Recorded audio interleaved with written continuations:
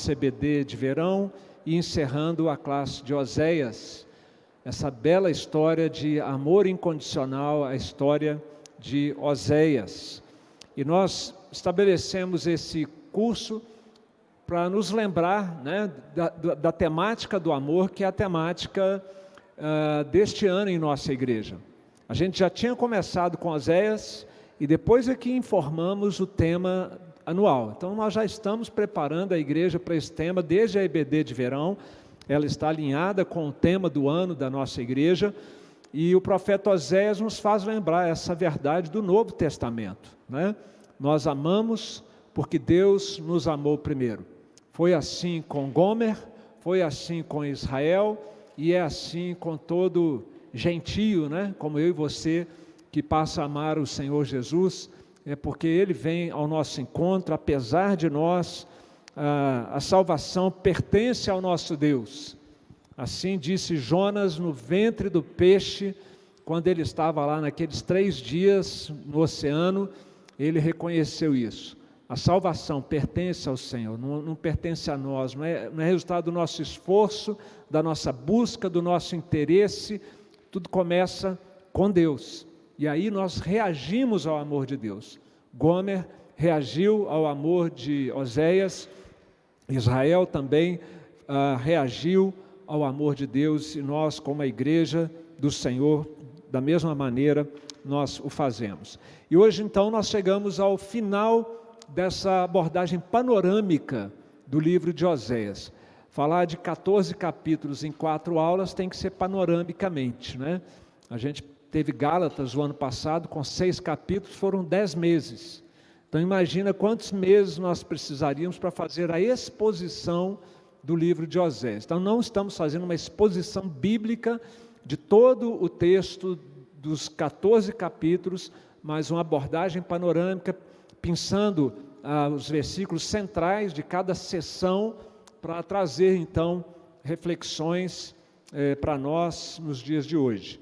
E o livro do profeta Oséias começa com esse versículo, e eu vou pedir a participação de vocês nas leituras bíblicas, assim vocês se exercitam, ajuda a tomar o foco de volta, tá? E se tiverem questões, perguntas ou contribuições, é só levantar a mão, a nossa equipe da missão digital ali vai preparar um microfone sem fio para disponibilizar para quem precisar.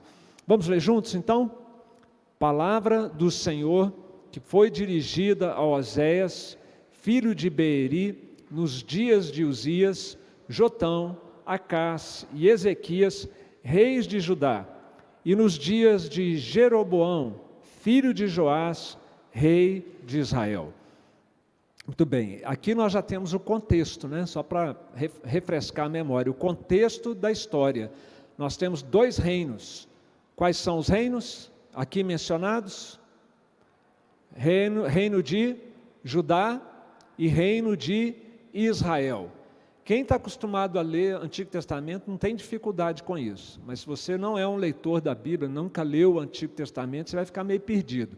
Afinal de contas, que é isso? Eu achei que era só Israel, agora tem outro reino, né? Então, só para visualizar aqui para vocês, Oséias, um dos 12 profetas menores, profetizou, que nós acabamos de ler, na época em que Israel estava dividido em 2 nações irmãs, mas antagônicas, né? Elas tiveram um cisma do império na época do neto de Davi, do rei Davi, do grande rei Davi, e do filho de Salomão, chamado Roboão.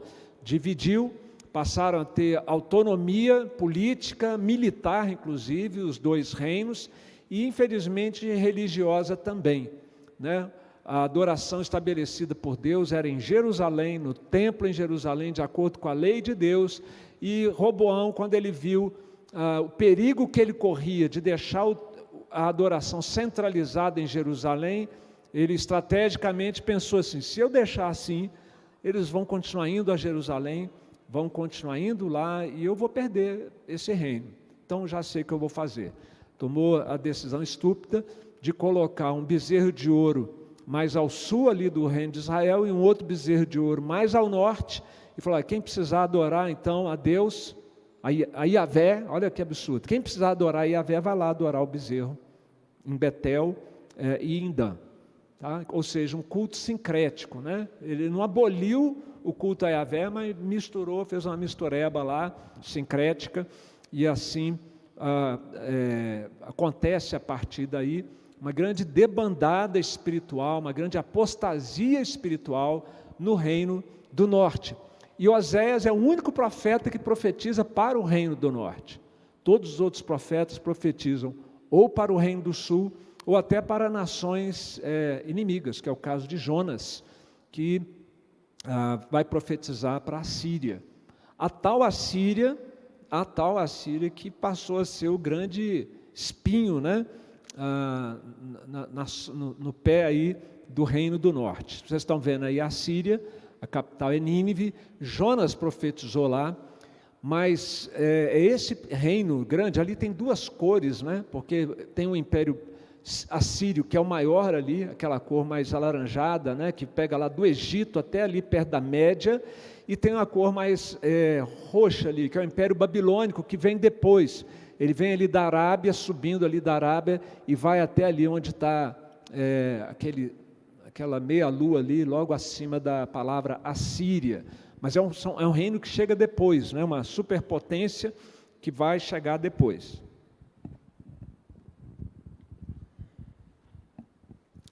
Muito bem, a Assíria então, ela tem um papel importante nessa profecia de Oséias, porque Oséias vai dizer que o juízo de Deus sobre o reino do norte será perpetrado pelo reino da Síria. Gente, eles eram muito maus, muito cruéis, sabe assim, de fazerem coisas horríveis. É só para te dar uma palhinha de como eles eram sádicos. Verso 16 do capítulo 13 e 16, olha o que a Síria iria fazer com Israel quando chegasse o limite da paciência e da longanimidade do nosso Deus. Vamos ler juntos?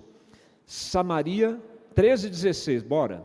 Samaria levar sobre si a sua culpa, porque se rebelou contra o seu Deus. Cairá a espada, seus filhos serão despedaçados, e as mulheres grávidas serão abertas pelo meio. Deu para sentir o nível da crueldade? Por isso que Jonas não queria ir lá. Quando Deus falou assim: eu quero que você vai pregar lá em Nínive. Ele pegou um navio, mas ao invés de ser para ir para Nínive, né, ele pegou para ir para Tarsis. Olha lá, Nínive está assim, né, gente? Quem sabe onde está Tarsis? Não está no mapa, só me dá a direção dele. Tarsis ficava onde? Para lá assim? Isso, ó, você tinha que pegar o navio, atravessar o mar Mediterrâneo e ir para a Espanha. Assim, totalmente diferente. Olha, literalmente a fuga, né? Totalmente oposta da direção que Deus queria para Jonas. Mas Jonas não queria, porque eles tinham uma rivalidade imensa, ele sabia da maldade desse povo, então ele não queria ir de jeito nenhum para lá. Falou: vai que eu vou, e Deus se converte. Eu quero ver o circo pegar fogo, eu quero que eles se deem mal mesmo. Se depender de mim, não vai ter arrependimento, não vai ter chance para esse povo cruel, como é o povo da Síria. Muito bem. A gente está aqui contextualizando, lembrando algumas coisas, né, de Oséias, e agora o norte da nossa aula, do nosso curso aqui. A gente está em busca de Jesus nesse profeta. Vocês estão vendo ali que tem um altinho ali agora no púlpito? Estão vendo? Perceberam a novidade? Antes era uma placa que ficava para baixo assim, mas ela meio que caiu na paisagem. Não, vou levantar essa placa. A gente levantou a placa para todo pregador, ali ó, em cima do púlpito. Tem um elevado ali e tem uma plaquinha lá: Senhor, queremos ver a Jesus. João 12, 26. Quem ocupa aquele púlpito tem a obrigação de trazer Jesus para você. Quando você lê a Bíblia, de Gênesis a Apocalipse, você tem que estar procurando Jesus nela. Não necessariamente a pessoa de Jesus, falando do nome dele, ou até mesmo falando de que ele morreu na cruz. Mas o contexto é criação, queda e redenção. A gente tem que estar em busca desses três conceitos que apontam para Cristo. Nós somos criados para viver criados por Cristo, nada foi feito sem Ele, né? Para viver em comunhão com Deus. A queda nos afastou de Deus. Então, quando você encontrar um relato sobre a queda, sobre o pecado, isso está apontando para Cristo, está mostrando a doença, que vai requerer um remédio. Então, quando você vê descrições como a que nós estamos vendo nesse livro, a gente viu semana passada, da maldade de Israel, é a gente, é a natureza humana, que precisa de remédio, de cura, de restauração àquele projeto original de Deus. E a redenção, então, quando estiver falando do Messias, dos sacrifícios, quando estiver falando de expiação, está apontando para Cristo. E nós estamos procurando fazer isso aqui em Oséias. Vamos ler juntos esse texto de Gálatas 3:8, e eu explico por que Gálatas 3:8 está aí. Vamos lá? Ora, tendo a Escritura previsto que Deus justificaria pela fé os gentios, pré-anunciou o Evangelho a Abraão: em ti serão abençoados todos os povos.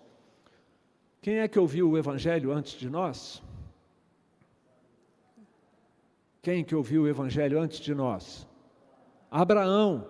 Abraão foi antes ou depois de Oséias? Tem certeza? Precisa pedir ajuda aos universitários? Não? É isso mesmo, Abraão foi bem antes de Oséias. Bem antes de Oséias. E ele ouviu o Evangelho. O Evangelho vem sendo pregado há milhares de anos. Não do jeito, né, acabadinho que nós temos hoje, completo. Novo Testamento aí, Cristo já veio, mas de forma cada vez maior. Começou embrionariamente em Gênesis 3,15, Adão ouviu o Evangelho em Gênesis 3,15. Todos os patriarcas ouviram do Evangelho de maneira crescente, progressiva, mas sempre foi a respeito do Evangelho, sempre foi a respeito de Cristo. E se Abraão ouviu, Oséias também ouviu. Oséias, na verdade, ouviu e pregou o Evangelho, tá? E a prova disso é a conversa de Jesus com os chamados discípulos de Emaús, ou no caminho de Emaús, como a dona Júde gostava de chamar, os caminheiros de Emaús, né? Olha só o que Jesus diz para ele. Vamos lá, vocês vão sempre ler comigo. E começando por Moisés, discorrendo por todos os profetas, expunha-lhes o que a seu respeito constava em todas as Escrituras. Jesus falou a respeito dele a partir de todas as Escrituras. Oséias, inclusive. A pergunta é: o que Jesus falou dele mesmo em Oséias? É isso que nós estamos procurando nesse curso, tá? De maneira a trazer implicações para a nossa vida hoje como cristãos. O que será que Jesus... Ele estava lá andando com ele pelos caminhos, e aí ele falou: então, lembra quando lá no Jardim do Éden, a serpente, que Deus, meu pai, prometeu que haveria um descendente? Sou eu, cheguei. Né? Lembra também quando Abraão creu, isso foi imputado para a justiça, e Deus estava falando a meu respeito, que ia ser o cumprimento. Oséias, o primeiro dos 12 profetas, o livro maior dos 12 profetas, um livro teologicamente muito importante, porque fala da aliança, da queda, da restauração. Pois é, o que será que Jesus falou a respeito dele no livro de Oséias?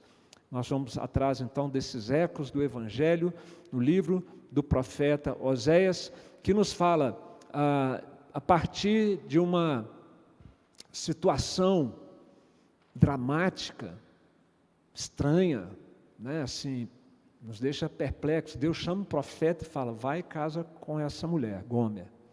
E ela não é uma mulher fiel, que tem uma índole de santidade, de fidelidade. Ela é uma mulher complicada, e ela abandona o seu marido, vai atrás de outros, e acaba se tornando escrava. Então, um casamento trágico, infeliz. E Deus falou: vai, porque quando você for falar do que está acontecendo comigo e a nação de Israel, você vai falar com sentimento. Você sabe o que é isso. Graças a Deus, a Gleides e eu estamos casados há 37 anos, quase 38. Eu não sei o que é isso. E Deus, nos abençoe para que nunca saibamos. Mas quem está aqui dentro que já passou por divórcio, por traição, que termina em divórcio, deve ter, eu imagino, uma empatia muito grande com esse livro, com a situação de Oséias, e deve entender, então, de uma maneira muito mais real, o que a infidelidade espiritual para com Deus causa no coração de Deus. Se nós que somos imperfeitos e pecadores, nós sofremos com a traição conjugal, de uma forma assim, tão doída, imagina Deus, que é perfeito, um amor perfeito, e muitas vezes a infidelidade conjugal vem porque o relacionamento já não vinha bem, não justifica, mas explica.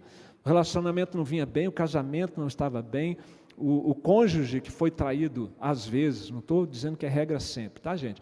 Mas o cônjuge traído talvez não estivesse dando atenção, ou não se esforçou para o casamento melhorar, e aí o outro cônjuge vai lá e faz essa coisa tão triste, né? Provérbios 6,32 diz que só quem quer se arruinar é que adultera, né? Então, esse livro vem nos falar disso, de como dói no coração de Deus, mas ao mesmo tempo como Ele é persistente no seu amor e na sua fidelidade para conosco. É um amor incondicional, mas é um amor incondicional, sim, mas é um amor que requer arrependimento, que requer mudança. Não é um amor que é incondicional, ok, tudo bem, pode continuar assim, vamos lá, eu vou sempre amar vocês, faço o que vocês querem. Ok, Deus vai amar, mas se de fato nós temos com Ele uma aliança, Ele quer que nós nos arrependamos da nossa infidelidade. Essa é a história, então, desse livro. Estudar esse livro, Reverendo Hernandes colocou, né, com sabedoria que lhe é própria, é penetrar nas profundezas do coração de Deus e trazer à tona as verdades mais sublimes do amor incondicional de Deus pelo seu povo. Ainda revisando rapidamente, a estrutura do livro pode ser, de maneira simplificada, dividida em duas partes. Os 3 primeiros capítulos falando do casamento do profeta e do drama que ele viveu. E os capítulos 4 a 14, fazendo a aplicação direta, então, daquilo que o profeta viveu no relacionamento de Iavé, que é o nome que Deus se apresentou a Moisés lá na sarça ardente, sarça essa que é a logomarca da Igreja Presbiteriana do Brasil, e o seu povo Israel, tá? Bom, e nessa estrutura, né, o que o livro fala é da violação da aliança de Israel com o seu Deus. Primeiros 3 capítulos, o casamento de Iavé e Israel ilustrado, na experiência de Gomer e Oséias. Os capítulos seguintes, a dor de Iavé pela infidelidade da sua esposa Israel. Nos capítulos 8 a 10 que vimos, o julgamento divino e o castigo de Israel. E hoje, para melhorar o cenário aqui, né, para dar um refresco e alento, o amor fiel de Iavé curando e restaurando o seu povo. Então hoje nós vamos falar do amor que cura, o amor de Deus que cura a gente da nossa condição rebelde, como pecadores que nós somos. 4 sessões nesse capítulo: o pecado da ingratidão, apelo à conversão, condenação inevitável e o amor de Deus cura. Então vamos a essas sessões em busca dos ecos do Evangelho nesta sessão. A gente vai começar a sessão que fala do pecado da ingratidão com uma seleção de versículos que eu coloquei ali para vocês. Sávio, você consegue ler daí? Sem olhar no computador, dá para ler? Você consegue ler? Tá? Então, se o Sávio está conseguindo lá na missão, lá na Ilha da Madeira, lá atrás, acho que todos vão conseguir também. Juntos, leiamos. Quando Israel era menino, eu o amei, e do Egito chamei o meu filho. Atraí-os com cordas humanas, com laços de amor. Fui para eles como quem alivia o jugo de sobre as suas queixadas, e me inclinei para dar-lhes de comer. Meu coração está comovido dentro de mim, As minhas compaixões a uma se acendem, não voltarei em ira. Andarão após o Senhor, este bramará como leão, e bramando os filhos, tremendo virão do ocidente. Tremendo virão, como passarinhos, os do Egito, e como pombas, os da terra da Síria, e os farei habitar em suas próprias casas, diz o Senhor. Porque o meu povo é inclinado, só um minutinho, deixa eu junto com vocês ali, o versículo 5, porque recusam converter-se, porque o meu povo é inclinado a desviar-se de mim, se é concitado a dirigir-se acima, ninguém o faz. Meus queridos, que leitura gostosa é essa do comecinho, não é não, gente? Fala de coisas tão boas, fala do carinho de Deus, fala do amor de Deus, do empenho do Senhor. Aqui o profeta ele tem uma técnica literária que ele usa ao longo do livro, que é fazer referências históricas em relação à história de Israel e aplicar no contexto ali da realidade daquela época, do finalzinho do Reino do Norte. E isso é possível, meus irmãos, porque a Bíblia conta a história do mundo. A Bíblia não fala da história de Israel, simplesmente, ou da igreja. É a história do mundo. Aqui nós temos a visão do Criador sobre o que está acontecendo desde do paraíso criado até a restauração final. Portanto, quando a gente pega uma história aqui e outra ali, tudo se encaixa. É magistral a redação da Bíblia Sagrada sob a influência do Espírito Santo. É tudo perfeito, é tudo casado, é tudo coerente. Então ele pode pegar, por exemplo, a história do Êxodo, que é o que ele está fazendo ali nesse capítulo. Ele toma os episódios do Êxodo, quando Deus vai lá e tira o seu filho. Na Torá, no Pentateuco, Deus se refere a Israel como meu primogênito. Era a nação primogênita de Deus, filha de Deus. Então Deus pega o seu primogênito, Israel, o povo hebreu, e tira do Egito. E assim o profeta está dizendo, olha, foi desde lá o amor de Deus, é coisa antiga. Nós temos um hino que fala, amor, que antigo amor é o amor do nosso Deus. Na verdade é tão antigo que ele é eterno. Desde a eternidade passada, Deus elegeu aqueles que Ele iria redimir. O amor de Deus é impressionante. E é por isso que o pecado da ingratidão é tão grave, minha gente. Porque Deus é tão transbordante de amor para com o seu povo, tão transbordante de amor para com a humanidade de um modo geral, sol e chuva para justos e injustos, família, casamento para justos e injustos, crentes ou não, saúde, trabalho, dons, talentos, tudo vem de Deus, toda boa dádiva vem do nosso Pai Celeste, em quem não pode haver variação ou sombra de mudanças, do nosso Pai das luzes. E a humanidade se vira de costas para Deus. Israel vira as costas para Deus, e aqui nessa sessão fala que agora eles deram para beijar bezerro, em ato de culto, de veneração. Que coisa louca, o bezerro está abaixo na escala aí da criação, a coroa da criação é o homem e a mulher, e agora essa coroa da criação vai venerar a vaca, beijando a vaca. Que coisa louca, que ingratidão, que estupidez, que cegueira. E é isso que está acontecendo aqui então nessa sessão. A ingratidão diante dos feitos do passado e das promessas do futuro, porque ali no finalzinho fala da volta deles, como que eles voltariam, virão do ocidente, virão do Egito, virão da Síria. Deus está falando, eu vou reunir vocês, o meu povo vai ser reunido, vai ser trazido de volta. Então o povo da aliança, que tinha Deus como um pai, que o libertou do Egito, movido por amor, que promete o bem futuro, esse povo se volta contra o seu Deus. E aqui nós encontramos alguns paralelos então. Esse filho adotado, que é o povo hebreu, trazido do Egito, se rebela. Gomer, que foi esposada com todo carinho e todo amor pelo profeta, o abandona.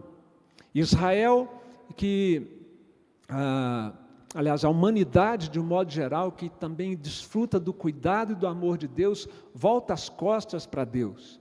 E aqui vale então uma reflexão que o Paul Washer faz num livro dele, muito interessante, um pequeno livro dele sobre o Evangelho. Eu acho que eu mencionei isso na última aula, mas não tenho certeza. O inferno não é mão pesada demais de Deus, não. Afinal de contas, né, a pessoa viveu ali 80 anos, pecou, vai passar a eternidade toda em sofrimento. Parece que Deus está pesando muito a mão. Mas a questão, meus irmãos, é que desprezar o amor infinito de Deus é um pecado de uma gravidade infinita, que terá que ser pago infinitamente num sofrimento sem fim. A única maneira da gente discordar disso é diminuir a intensidade e a grandeza do amor de Deus. Porque se esse amor de Deus é tudo isso mesmo, é inconcebível que nós nos rebelemos contra o amor de Deus. E aqui nós encontramos também ecos do Evangelho. Esse primeiro versículo do capítulo 11, vocês já viram ele em outro lugar na Bíblia? Oséias 11:1. Quando Israel era menino, eu o amei, e do Egito chamei o meu filho. Tem isso em outro lugar na Bíblia? Tem. Antigo ou Novo Testamento? Novo Testamento. Apóstolo Paulo ou Evangelho? Evangelho. No comecinho do Evangelho, mais especificamente Mateus 2, 13 a 15, quando Herodes quer fazer aquele infanticídio, fez, né, aquele infanticídio, para tentar matar as crianças, pegar as crianças de 2 anos para baixo, nesse bolo aí, matar a ameaça ao trono dele, já que Jesus tinha vindo para ser rei, né, ele ficou com essa neura, né, e tomou essa atitude absurda. Então, naquele momento, um anjo diz para José: leva seu filho e sua mulher para o Egito, e fica lá, até que passe a ameaça. E quando passa a ameaça, lá ficou até a morte de Herodes, Mateus 2,15, para que se cumprisse o que fora dito pelo Senhor por intermédio do profeta: do Egito chamei o meu filho. Aqui nós temos então algumas semelhanças dos dois episódios. O episódio do Êxodo, que Oséias faz referência, e o episódio da fuga de Jesus para o Egito, que Mateus registra no seu Evangelho. Há uma similaridade aqui, porque Israel é considerado o primogênito de Deus entre as nações, e Jesus é o unigênito de Deus entre os seus demais filhos. Há um contexto de perseguição nos dois episódios. O Egito estava escravizando o povo de Deus, e Jesus estava sob a ameaça de Herodes. Aqui também há um paralelo entre o cuidado paterno de Deus. Meu filho, olha como que Deus tratava Israel assim, ó. Nós fosse em Minas, diria assim, a pão de ló, né? Como que Deus tratava carinhosamente e amorosamente o seu povo, e como de fato é o relacionamento de amor entre o Deus Pai e o Deus Filho. E Mateus, então, ele faz uma correspondência entre esses dois episódios, porque, afinal de contas, são acontecimentos distintos, mas dentro do mesmo plano divino, tudo orquestrado para que Deus cumprisse o plano da redenção do seu povo. Ele precisava tirar o povo do Egito, que era uma massa de pessoas, e transformar aquilo numa nação, e entrar em aliança com aquela nação, que não tinha acontecido até então, porque seria por meio desta nação que iria vir o Messias. E quando o Messias vem, ele precisa ser enviado ao Egito para ser preservado, e depois ser trazido de lá, para que ele cumprisse então a sua missão.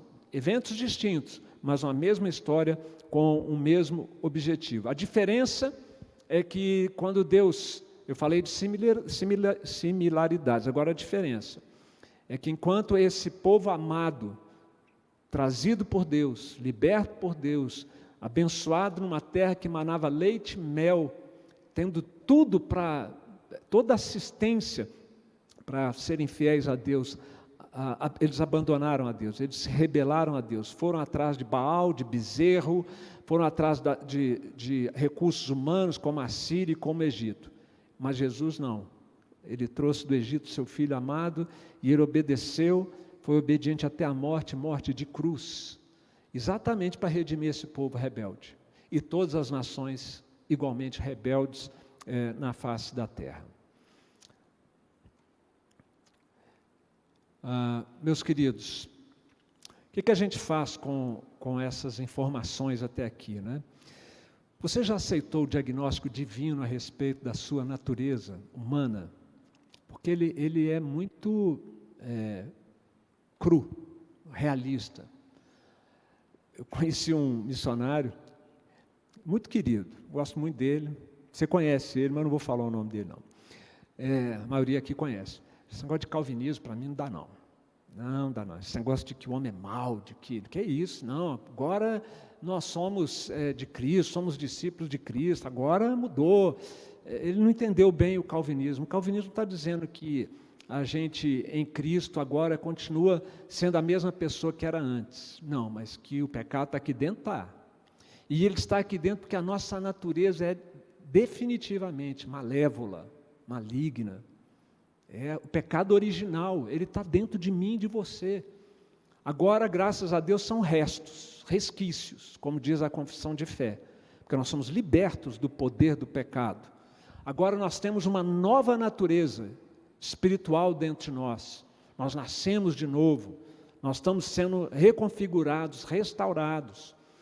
Mas se você não entender isso e não aceitar isso, você pode flertar com o perigo muito facilmente. Você e eu somos capazes de coisas absurdas. Horácio, um dos sábios aí de Roma, dizia que a ira é uma loucura, é um estado de loucura temporário. Pessoas iradas são capazes de fazer coisas absurdas. De repente, num momento desse, num rompante desse, vai parar na papuda. Nunca fez uma coisa dessa, mas de repente, como ele foi capaz disso? Ou uma pessoa que trai o marido ou trai a esposa, como foi capaz de fazer isso? Está vendo? Está lá dentro de nós. Maus pensamentos, como fui capaz de pensar uma loucura dessa? Pensamentos que a gente não tem coragem de contar nem para a pessoa mais perto, próxima de nós. De onde vem, de onde brota isso? É desse diagnóstico que a palavra de Deus nos dá sobre a maldade que existe no coração do ser humano. Veja o verso 7 que nós lemos em Oséias 11:7, porque o meu povo é inclinado a desviar-se de mim, se é concitado a dirigir-se acima, ninguém o faz. Nós temos que admitir, meus irmãos, nossa miséria. Somos orgulhosos, somos vaidosos, somos mentirosos, somos imorais na nossa natureza humana. Sem a obra de Cristo, sem a graça de Cristo, é isso que nós somos. Somos difamadores, guardamos amargura no nosso coração. Isso é o homem corrompido pela queda. E Cristo veio para nos restaurar, para tirar essa miséria que existe dentro de nós e nos enriquecer com a sua graça, com o seu Espírito que vive em nós. Por isso não há nenhuma chance de você viver uma vida diferente dessa miséria, se você não estiver cheio do Espírito Santo de Deus. Na sua força e na sua capacidade, eu na minha força, na minha capacidade, nós no máximo adiamos determinados pecados aos quais somos mais propensos. É graças a essa aliança com Cristo, a nossa intimidade com Ele, é que nós vamos sendo transformados. A gente precisava ouvir mais aquele conselho de Jesus para os crentes lá da Ásia. Aconselho-te que de mim compres ouro refinado pelo fogo para te enriqueceres, vestiduras brancas para te vestires, a fim de que não seja manifesta a vergonha da tua nudez, e colírio para ungires os olhos, a fim de que vejas.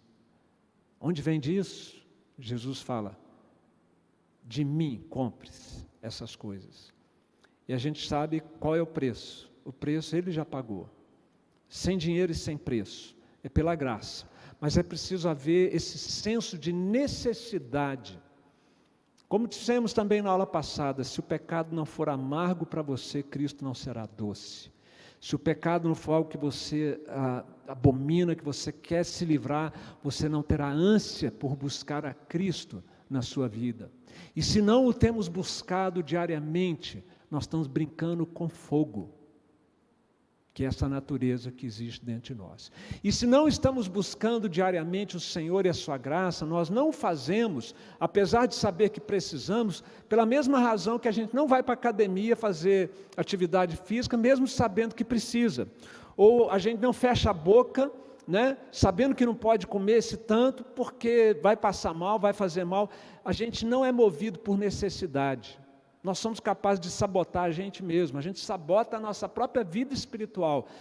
O que faz a diferença, eu não vou cansar de falar isso aqui nessa igreja, quando eu puder, o que vai fazer diferença e vai nos motivar a de fato buscarmos a Deus, é descobrir o deleite que existe na comunhão com o Senhor. É por prazer que nós somos movidos. E esse é um prazer santo, é o supremo prazer, o prazer de ter um relacionamento com Deus, de ter comunhão com Deus. Se você não tem prazer nessa comunhão, é por isso que você não ora e não lê a Bíblia. Ou só lê a Bíblia e não ora, ou só ora e não lê a Bíblia. Ou nenhum dos dois. É a motivação do deleite. Nosso, sabe o que eu já falei, desculpa gente, eu fico repetindo, mas é porque eu considero importante. Por que o Éden chamava Éden? Sabe o que significa Éden? Como eu já falei algumas vezes, deve ter alunos aqui que lembram. Éden significa, no hebraico? Quem falou? Quem falou aqui? Levanta a mão. Ok, isso, muito bem, Francisca. Prazer. Nós somos criados para o prazer, com Deus, em Deus, e não a parte dele. E a tolice de Adão e Eva foi falar assim, nós podemos ter um Éden fora desse jardim, sem Deus. Não deu, né, gente? Então, é a busca do prazer na comunhão com Deus que deve nos mover. E esse prazer não é hedonismo humanista, não, esse é um hedonismo santo, porque glorifica a Deus. Porque quando eu sei onde está esse prazer da vida, o contentamento de viver, independente das circunstâncias, e esse prazer, eu digo para mim mesmo, testemunho disso, você testemunha disso, que está em Deus, Ele está sendo glorificado. Portanto, buscar o prazer em Deus não é algo centralizado no homem, mas é algo centralizado em Deus, é na glória do homem, e não no mero deleite nosso. É para a glória de Deus que nós devemos aprender a nos deleitar nele. E esse é um conceito bíblico que transborda das páginas da Bíblia, e que está alinhado com a melhor tradição puritana e presbiteriana ao longo de séculos. A confissão de fé no seu breve catecismo começa assim. Qual é o fim principal do homem? Alegrar-se em Deus. Ao glorificá-lo, glorificar a Deus, ao alegrar-se em Deus para todos sempre. Muito bem, meus queridos. A conversão. Oséias faz um apelo à conversão. Já que a nossa situação é essa, a situação de Israel era essa, então que Israel se converta ao Senhor, é o apelo da palavra de Deus. Vamos ler? O Senhor, o Deus dos exércitos, o Senhor é o seu nome. Converte-te a Deus, guarda o amor e o juízo, e no teu Deus espera sempre. Então, a partir do verso 12 do capítulo 11 até o verso 14, nós vamos encontrar mais uma vez os pecados de Israel enunciados, mas ali já há um apelo à conversão de Israel, como esse que nós vimos aqui. E tem um outro apelo também, que não está aqui, mas nós vamos ler agora, abra sua Bíblia, por gentileza, em Oséias 14, versos 1 e 2, também começa com um apelo, complementando esse que está aqui na tela para nós. 14, 1 e 2, juntos. Volta, ó Israel, para o Senhor teu Deus, porque pelos teus pecados estás caído. Tende convosco palavras de arrependimento, e convertei-vos ao Senhor. Dizei-lhe, perdoa toda iniquidade, aceita o que é bom, e em vez de novilhos, os sacrifícios dos nossos lábios. Que bonita palavra do Senhor, chamando o seu povo a um arrependimento. E se nós nos identificamos com Israel na nossa condição de pecadores, essa palavra é para mim e para você também. Vez após vez, haverá momentos em que nós precisaremos ter essa atitude diante do Senhor, de arrependimento dos nossos pecados. Quais eram os pecados que Israel estava cometendo nessa época? Para a gente lembrar aqui, nesse capítulo 12, haverá uma descrição desses pecados, culminando com o verso 14, que a gente vai ler daqui a pouquinho. Mas, basicamente, se você observar aí nesses versículos do capítulo 12, você vai encontrar mentira, destruição, alianças ímpias. Ao invés de honrar aliança com o Senhor, buscando aliança com os homens, com poderes da época, Egito, Assíria, engano, opressão, uma prosperidade, como ouvimos hoje na palavra do pastor Walter, que estava aprisionando o coração deles. Tudo começou a desandar quando eles enriqueceram. Começaram a se sentir seguros, satisfeitos, completos. Não precisamos mais de Deus. Philip Yancey, no seu livro Firme Seus Valores, há muito tempo atrás eu li e nunca mais esqueci. Ele fala que o teste mais difícil não é o teste da adversidade para o crente, é o teste da prosperidade. Na adversidade, qual é a nossa tendência? Ai, Senhor, socorro, Senhor. A gente lembra que tem um Deus, vai orar, vai buscar, mas na hora da prosperidade, a gente se torna Deus para nós mesmos, E isso é natureza humana, viu, queridos? Vigia. Se Deus está te abençoando materialmente, financeiramente, vigia. Redobra a vigilância, porque perigo está perto. Que os nossos bens sejam servos nossos para a glória de Deus. E não nós sejamos escravos dos nossos bens, e por causa disso começa a brigar em casa, com a mulher, com o marido, começa, por causa dos bens, a crescer a ganância, a inveja, e por aí vai. Cegueira na prosperidade, surdez aos profetas, não ouviam os profetas de Deus, a palavra de Deus, estabeleceram falsos deuses no seu coração, e isso não é coisa da antiguidade não, tá, gente? Eu e você lutamos com essa tendência todos os dias. É sabido aquela frase, aquele pensamento dos reformadores, de que o nosso coração é o playground dos falsos deuses. Eles deitam e rolam. Tá? Cuidado, falsos deuses, ídolos do coração. Nós vamos ter uma palavra aqui na próxima aula inaugural, no meio do ano, não é essa agora tem um preletor especial que a gente está trazendo aí, mas no meio do ano nós vamos ter uma aula com o pastor sobre ídolos do coração. Já estou agendando com ele, porque eu quero que a igreja aprenda mais sobre isso. E sangue derramado, violência por todos os lados. E aí no verso 14 do capítulo 12, vamos lá juntos? Efraim muito amargamente provocou a ira, portanto o Senhor deixará ficar sobre ele o sangue por ele derramado, e fará cair sobre ele o seu opróbrio. Então o Senhor faz um apelo à conversão diante dos pecados de Israel e daquilo que estava prestes a acontecer com eles.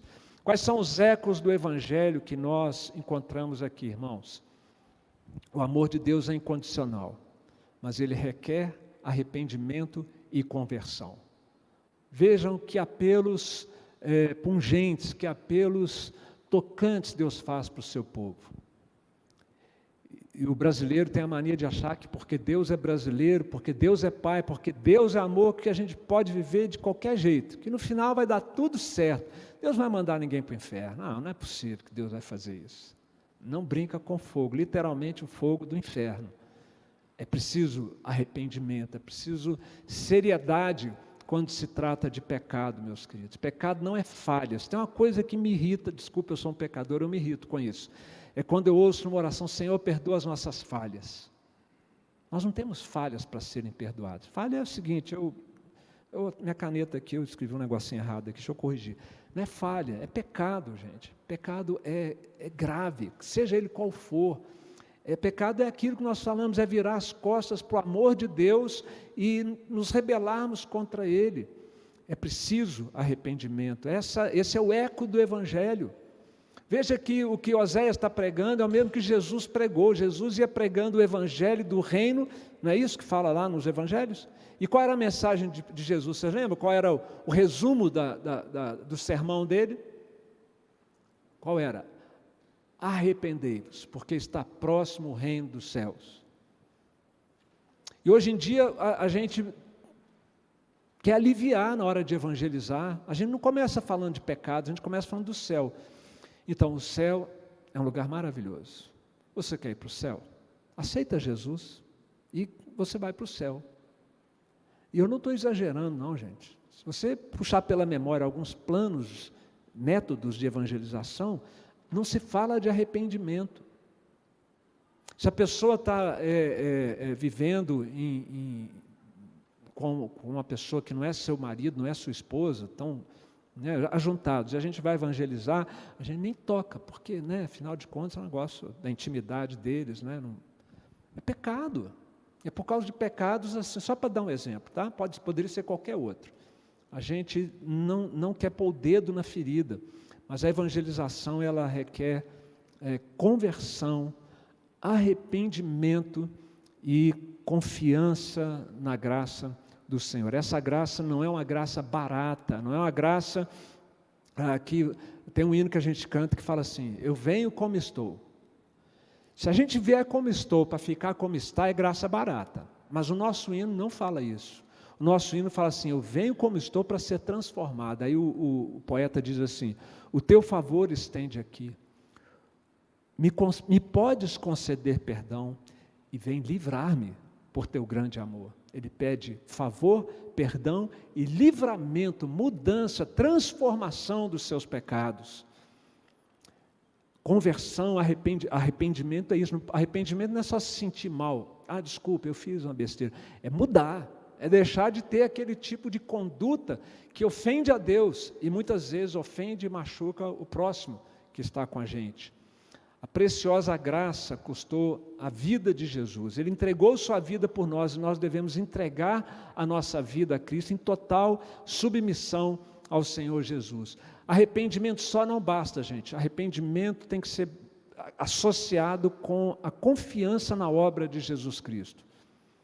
Porque só se sentir mal pelo pecado, não, a gente tem que se sentir mal pelo pecado e buscar o remédio, que é a graça que perdoa, a graça que transforma quem nós somos. Graça preciosa do Senhor. Há um versículo muito especial em 1 Pedro, que eu vou ler rapidamente para vocês aqui, 1 Pedro 1, que 17, que diz assim: ora, se invocais como Pai a Deus, tá? Eu vou pular um pouquinho aqui, e ele diz: então portai-vos com temor durante o tempo da vossa peregrinação, porque vocês foram redimidos foram resgatados do vosso fútil procedimento, que vossos pais vos legaram, pelo precioso sangue, o sangue do Cordeiro, sem mácula, o sangue de Cristo. Então, quem chama Deus de Pai, como Israel tinha esse privilégio, deve viver também uma vida diferente. Deve e pode, essa que é a beleza do Evangelho. Tudo que nós devemos fazer, a graça de Deus nos capacita para isso. É só a gente andar na comunhão do Senhor, ter prazer na comunhão dEle, que nós vamos sendo transformados e capacitados a essa mudança. Para os nossos 10 minutinhos finais, vamos dar uma acelerada aqui. Oséias 13, de 1 a 16, a condenação. Aqui eu vou passar mais rápido, porque o capítulo passado todo foi sobre condenação.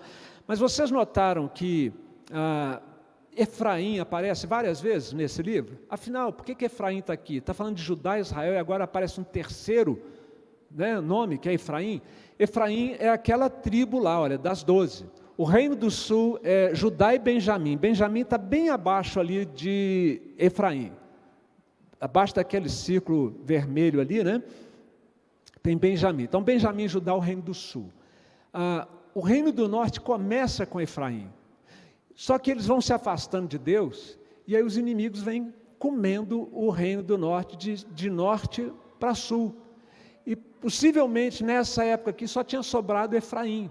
Efraim, ele tinha um papel no reino do norte muito importante. Ele era a tribo central e a tribo politicamente mais importante. Por isso que às vezes, ao se referir ao reino do norte, o Antigo Testamento fala de Efraim, tá? Devido à sua expressão política no meio das 10 tribos do norte. E foi o texto bíblico aqui no capítulo de número 13, verso 1, olha lá o que nos diz: quando falava Efraim, havia tremor, foi exaltado em Israel, mas ele se fez culpado no tocante a Baal e morreu. Todavia eu sou o Senhor teu Deus, desde a terra do Egito, portanto não conhecerás outro Deus além de mim, porque não há Salvador senão eu. A tua ruína, ó Israel, você vê que ele falou com Efraim, agora está falando com Israel, são termos intercambiáveis.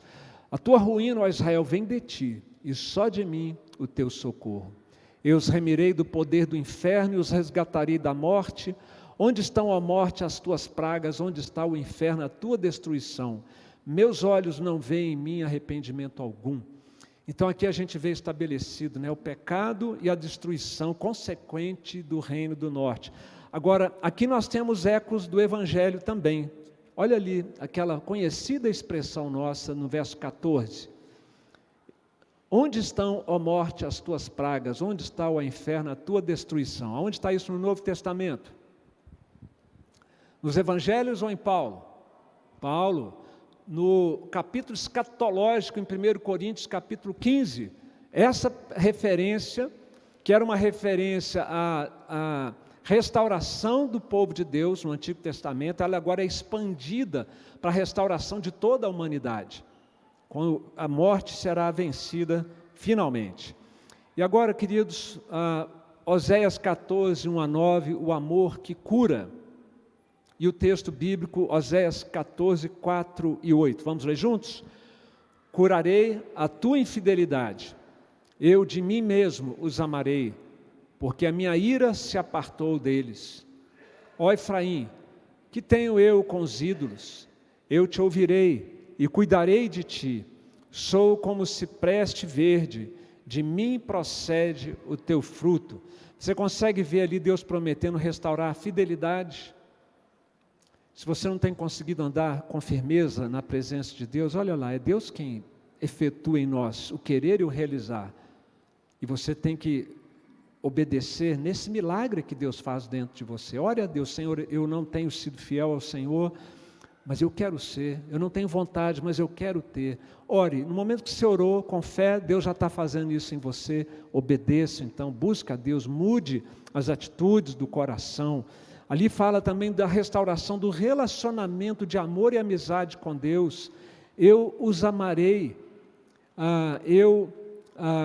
os amarei, a minha ira se apartou de vocês. Ao invés da ira, o favor de Deus, a amizade de Deus. Deus está prometendo restaurar, a restauração das orações. Eu vou ouvir você, essa sensação de estar longe de Deus, de que Ele não ouve as orações.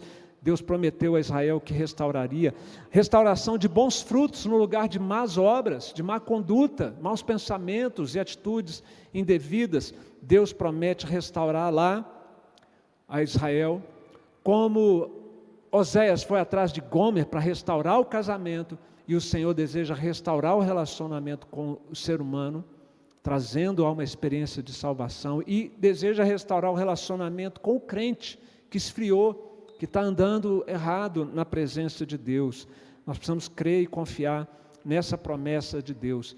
E aqui mais alguns paralelos, meus queridos, dessa história, tão bonita a história de Oséias. Imagina a conversa desse casal, quando Oséias vai buscar Gomer lá no prostíbulo, lá com uma escrava. Ele com ela no colo, ela toda arrebentada, fisicamente, moralmente, a saúde em frangalhos, a vergonha, a distância de Deus. Imagina essa conversa de Gomer no colo de Oséias. A iniciativa é de Deus, meus irmãos.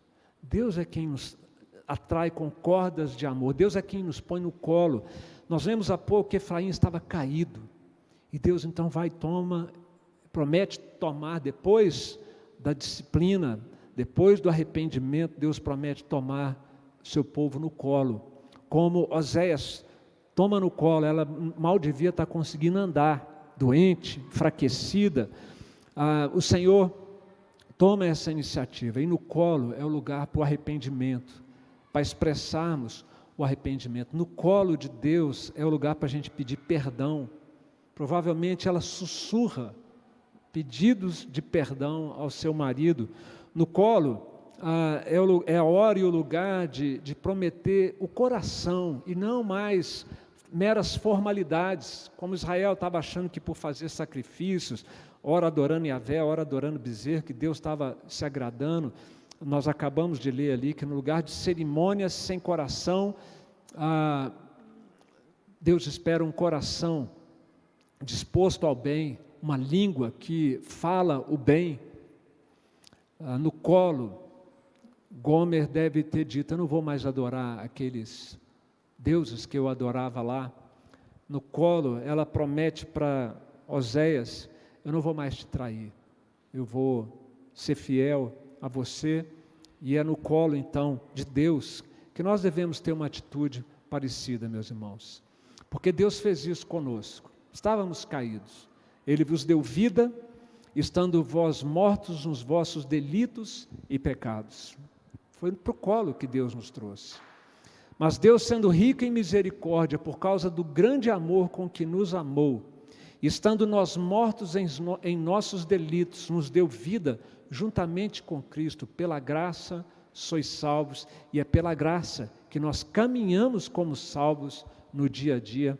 Assim deve ser. E para concluir, meus irmãos, eu pergunto: você consegue enxergar o Evangelho de Cristo ali?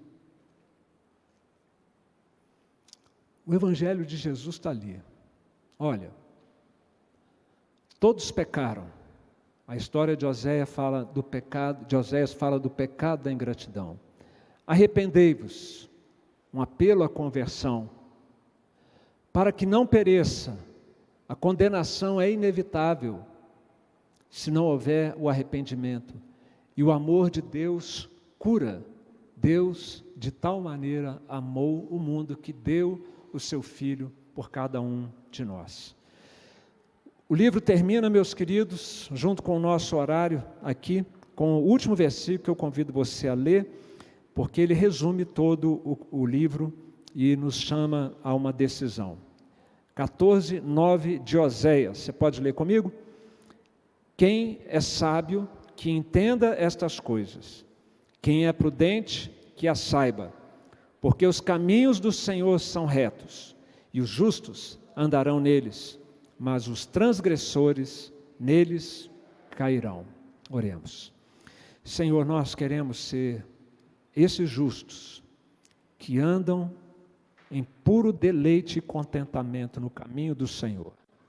Caminho de obediência, de fidelidade, de amor ao Senhor, de amor ao cônjuge, aos filhos, amor aos irmãos da igreja, amor aos vizinhos, amor ao próximo, como sabemos que é a vontade do Senhor. Nós confessamos ao Senhor, Pai, nossos pecados.